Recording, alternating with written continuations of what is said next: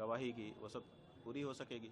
तभी तो जो फर्जी मुकदमा बना करके हमारे ऊपर दायर किया गया है उसकी सच्चाई सबके सामने आएगी, तभी ऐसा काम करने वाले जो लोग हैं वो दंडित हो सकेंगे। तो इसलिए आवश्यक है, हम यही कहना चाहेंगे कि न्यायालय लंबा समय न लगाते हुए इस पर थोड़ी सी द्रुत गति से काम करे, क्योंकि बहुत सारे लोगों की निगाह इस पर लगी रहेगी। तो जल्दी से जल्दी इस पर गवाही साखी करे और निर्णय करे। जो गलत है वो तो गलत ही है, जो फर्जी केस बनाया है वो तो फर्जी ही सिद्ध होना है। गुरुजी, आप बता रहे हैं कि कोर्ट में पीठ पर आसीन है और आपके ऊपर इस तरह के आरोप लगाए गए, तो बात यह है कि सनातन के ऊपर आरोप लगा कौन रहा है। आप देखिए, किसी विधर्मी ने थोड़े लगाया है हमारे ऊपर आरोप। जिस व्यक्ति ने लगाया है वो खुद हिस्ट्री शीटर है। उसकी पूरी हिस्ट्री शीट शामली जिले के कांदला थाना में दीवार के ऊपर जो हिस्ट्री शीटरों का नाम लिखा हुआ है उसमें 34 नंबर पे उसका नाम लिखा है। ऐसा हमको बताया लोगों ने, फोटो भी दिखाया उस दीवार का।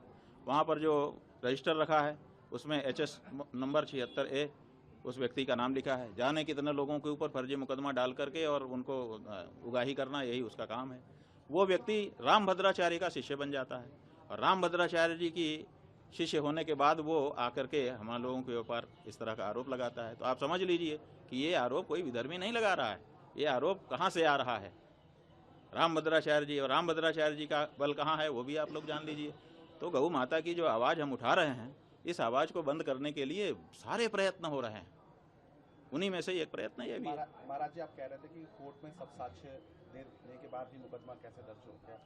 ऐसा है कि मुकदमा तो दर्ज होगा ना, बिना मुकदमा दर्ज हुए जांच कैसे होगी? और बिना जांच के अगर खारिज कर देगा तो आप कहेंगे साहब बिना जांच के खारिज कर दिया। इसलिए मुकदमा दर्ज होकर के उस पर जांच होकर के दूध का दूध पानी का पानी होना, यही प्रक्रिया है। और ये प्रक्रिया बिल्कुल सही है, हम स्वागत करते हैं। आगे कार्रवाई आप आगे को कैसे तैयारी करेंगे? हमारी क्या तैयारी है? देखिए, जो सच है उसको क्या तैयारी करना है।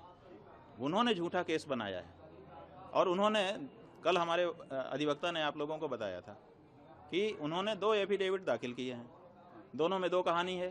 यहीं से मामला खत्म हो गया। एक व्यक्ति शपथ पत्र पर 2 कहानी देता है, इसका मतलब उसकी एक कहानी तो झूठी है ना। आप इसी से अंदाजा लगा लीजिए।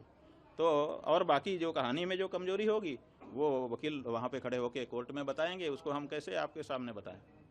इसलिए कोई इसमें बाधा नहीं है।